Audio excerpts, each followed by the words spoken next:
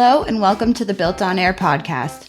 BuiltOnAir is a regular podcast where we talk with everyday people and learn about the amazing things they are doing with Airtable. Today's podcast is sponsored by OpenSide, the leading solutions provider for Airtable customers. Check out openside.com to learn more about their products and services that can take your Airtable usage to the next level. Use promo code BuiltOnAir to receive $20 towards any product purchase. On today's episode, we speak with Abby Spyker, co-founder and CEO of Northwest Media Collective, an award-winning web and marketing agency based in Vancouver, Washington. With a degree in photography and digital media, Abby followed her passion for problem solving and founded Northwest Media Collective to help others find simple solutions to their digital needs. With an emphasis on understanding the big picture, Abby and her team develop in-depth scopes of work for their clients, and Airtable has been a big help. Abby shares a few sample bases that truly demonstrate the versatility of Airtable. Not only does she use it for the day-to-day operations of her business, but in her home life as well. She first shares with us her babysitting tracker, where her babysitter can submit via an online form her hours spent babysitting and how many kids she was watching. Abby is then able to easily see how much she owes at the end of each week. Next, Abby shows us her high-low estimator, where she has emulated the estimating tools found in some project management systems, such as Liquid Planner. She is able to enter the low and high ends of a time frame for a particular task and calculate the price for each scenario. Last, we check out an example of a project plan Abby created using Airtable's page designer blocks. She works around the one-page limitation by using one block for each page and ends up with a beautifully laid out scope of work. Check out the show notes to learn more about Abby and Northwest Media Collective. So these are kind of the different ways that I know you want me to show you Airtable, but these are the different ways that I'm using it. So for content planning, for proposals and estimates, for like competitive keyword audits, content audits, social media audits, internally client information, pretty standard stuff, and then the babysitting share. So I don't know. Do I have time to show you a couple, or should we just pick one? Absolutely. Okay, let's start with the babysitting share. So basically what would happen is, as far as the babysitter is concerned, she will just fill in this form, and it will also timestamp when she filled it in, but she can put the date here. You know, let's say here we did 3 hours and 2 hours.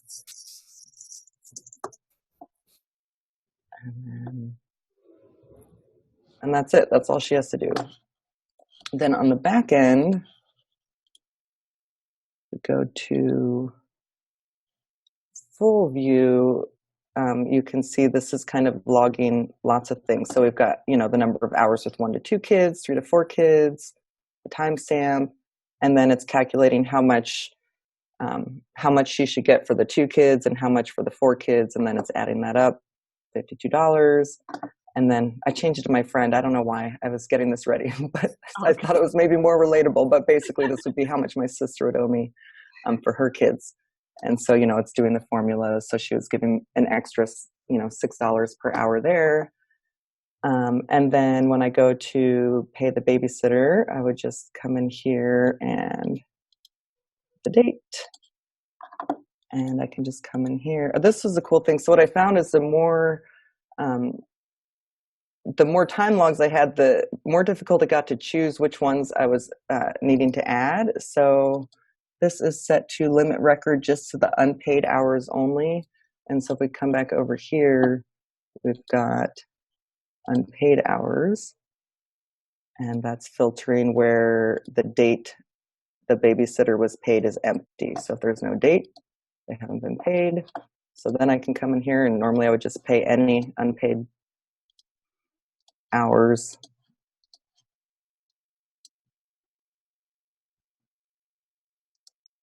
Oh my gosh, I've got to get them all in. And it's adding them up in there. So now it's just, you know, here's how much the babysitter, oh, this can go away.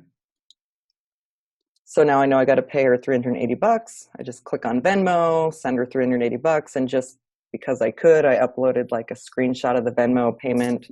Right. No, that's perfect. And that's it.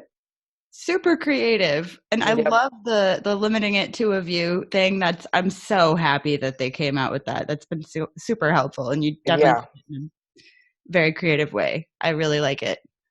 Yeah. So that's that. That's super cool. And then what else?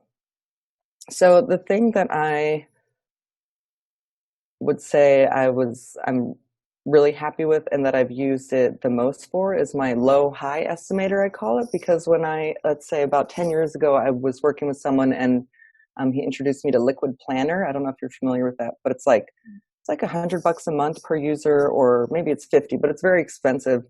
But it has this cool feature where you can estimate time on a low end and a high end, and it kind of averages it out, which I find to be really useful because we always seem to go over or under time in different areas. So if we break a project up into small enough pieces and do kind of a low and high end estimate and then average that out, it helps us get fairly close to, a correct estimate. And there's just, when it comes to robust projects like, adding e-commerce functionality and Google Shopping to an existing website, there's so many parts from design, testing, wireframes, payment processing, and just many hands touching it. And so if in the past I would kind of just based on feeling and experience assign a number, but as our projects get bigger, that gets, riskier and riskier and harder to actually do. So this forces us to be realistic and say, yeah, it really is going to take, 300 hours to do that project. So. Right. No, that's awesome. And Liquid Planner. So this is kind of like your version of Liquid Planner in a way. Yeah. So, and we can do it a couple different ways. So if, we have about 120 clients on maintenance plans. And so a lot of times it's not always a full website build. A lot of times they want to, they want to add a events calendar to their website. And so, so there may be, a variety of things involved. You might have to do the discovery, research plugins, test in theme, that kind of work. And so our developers can help estimate that stuff. They can say probably 3 to 6 hours. We could fill the rate in later. And then there's probably the setup. And so we can put, set up the plugin. This is really rough, but let's just say 5 to 10 hours. There's the project management and communication side. So that's, we think it's going to take 3 weeks, an hour a week of meetings. And, so let's say 6 to 9, because you got meetings and email. So an event calendar really wouldn't take this long, but it would add up with all the different pieces. So right now I'm tagging it. I'm using this pre-fill. I just added this morning when I was like, oh, I got to make this better. But use a pre-fill so it tags it new, because what was happening is when I go to the table, I would do a different view per client, but I'd have to then create the client view, and then I don't know, it just seemed like it added an extra step. This way now it's new, I can just change it from new to the client. Perfect. Without having to set it every time, and they'll both show. I know what you mean, all the little intricacies of Airtable and why you need to do certain things. It's sometimes hard to explain. With the views and all of that. So now, we can see once I put in the hourly rate, then we've got kind of the low end, the high end, the total. And typically what we'll do is we'll give an estimate, and then we'll say, but not to exceed. So if the estimate were 5,500, which we would do an event calendar for much less than that, but if it were, then we'd say, 5,500, not to exceed, potentially as high as the high end. We kind of use that as a base point to the plan. But they get, quite quite long and elaborate. And I've played with different, I've played with different ways of taking it a step further then, where you've got, I can show you maybe in the,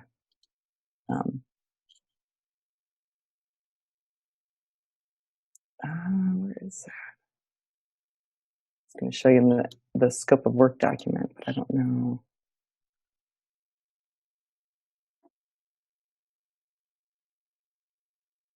Oh yeah, this is what I was playing with then. The idea would be to take it a step further, and instead of just having the grid with the pricing, we can just add in the different, what am I trying to say here? Like packages? Different packages, and a lot of times we'll have, required things. We can't do this without the wireframe, and we can't do it without the, planning, but we could do it without the logo refresh. So people want, they're like, oh, why don't you give me 3 different options? Well, this does make it a little bit easier, because you can kind of set the stuff as optional, and you can take stuff out if you're trying to hit certain price points, and just kind of, that's what I really like, is being able to just play with the numbers or what's included in order to present some options. Exactly. Yeah, that's great. And I think you definitely have done a really good job of emulating that Liquid Planner feature, because I have used Liquid Planner quite a bit. And and I did like that feature about it a lot, because it gave you a good idea of what you're aiming for, and you definitely captured that here. One thing, I guess we talked on this, I don't know if it was during this the interview, but our proposals, because we do fairly robust marketing plans and websites and all of that, they've gotten really long, and they're very thought through and very intentional, and everything's in there for a reason. However, they end up being 15 pages of words, and then what ends up happening is, even though I put lots of time into that, it's hard for the development team to know what pieces to extract for their needs. It's hard for the client maybe to know. My fear is that, like, the meat of what we're doing for them is getting lost. And so I've used this a few times, and it's worked well, but I haven't done it as much as I would like to yet. But these sort of scope of work documents using the page builder, and I just put some dummy information in here, kind of changed some of it around, but this could, in theory, be like a list of multiple proposals. Right now, I just have it narrowed down to the one. Right. And it's the page builder, right? So it's got to pull the pieces all from a single tab. So I've got the SEO tab. Some things are added in here manually. Most of them are being brought in with a lookup field or something along those lines. And then one cool thing, we do a lot of competitive keyword audits. And so if I want the SEO report or the SEO plan to include a list of competitors that we may then in the future use for doing auditing, we already are kind of set up with a place to start to track that information. Right. And so to just kind of give you an idea of what we have here, let's see. So we've got kind of a proposal overview. This is, all the key information, how much it's going to cost, what we're doing in recurring versus one-time services. And then, this is a pagination thing that's annoying, because you kind of have to go into each one, but maybe not forever. Hopefully not. And the other thing that I found, and I've worked with a variety of SEO companies, and we do most of the stuff in-house now, but we still work with sometimes, with a third-party company to do some of the lower-end blogging and reporting. It sometimes works better when we add that into the mix, depending on the client. But even with them, just the key details just get lost. So having one place that kind of tracks the goal, the method, the company overview, even like the target area, like where we're targeting for SEO, because even that stuff sometimes gets lost. Like, oh no, it's not Portland, it's Vancouver, or, so that doesn't happen with us, of course, because we're using Airtable and paying very close attention every moment. But this gives a nice way to kind of have everyone on the same page. And also you can even see, I didn't have everything. I didn't have the client identified keywords, but at least that's called out here so we can know that that's something we still need to find. We've got the competitors, and a lot of times with like a competitive keyword audit, we'll get 6 websites from the client, but then only a couple actually have any good organic ranking to even learn from. So this can be a way to get official approval on which ones we're going to be using for the work. We can identify what the KPIs are and our goals that we're trying to shoot for, because different clients have different things that you want to accomplish. Mm-hmm. And then I didn't do it on this one, but I had on another one where I was pulling in the original, like the baseline. So the organic traffic, bounce rate, all of that, so that when we then add reporting in each month, we can see how that stacks up. Yeah. And see how it's improved over time. Yeah. Okay. So the recommendation, this is the part that is pretty intense. So this is the part that, in the proposal, we list out what is schema markup site-wide. What does that mean? Why does it matter? I mean, I think that information is extremely helpful. However, each one of these having, a paragraph and some services listed next to it gets really big. And so this kind of shows you, okay, one-time services are going to be about $4,000, recurring monthly services are going to be $1,500, and then this block time is something that we've added in, because there's a lot of things that either there's no true finish line, or every project's different, so you don't really know how much time it's going to take, like cleaning up technical site issues. For example, you could probably do 30 hours a month forever and still be working on that kind of thing. So we kind of allocate, okay, 10 hours a month, we're going to work on these things. We're going to use our expert judgment to, put the energy where it's going to pay out, pay off the best for your needs. Right. And so then it kind of just makes it crystal clear that they're going to be paying, $2,600 a month ongoing, and then the $4,000 one-time fee, and gives them some next steps. They could schedule a call with Calendly. They could submit feedback. No one's submitted feedback with form, but they can. So I put that option in there. And yeah, that's the gist of it. Yeah, that's great. No, those are laid out super, super clean. They look beautiful, really. Yeah. So yeah, each one of these is, of course, its own record. So it's got all the nitty gritty all the nitty gritty, yeah, but not kind of cluttering the page. So. No, that's perfect. I agree. I think that that's a good decision to like kind of back it up a little bit and say, hey, we can dive into this later, but this is the overview of what you're getting. Mm-hmm. Yeah, that's really, really nicely laid out. Thanks. Of course. That's super, super cool.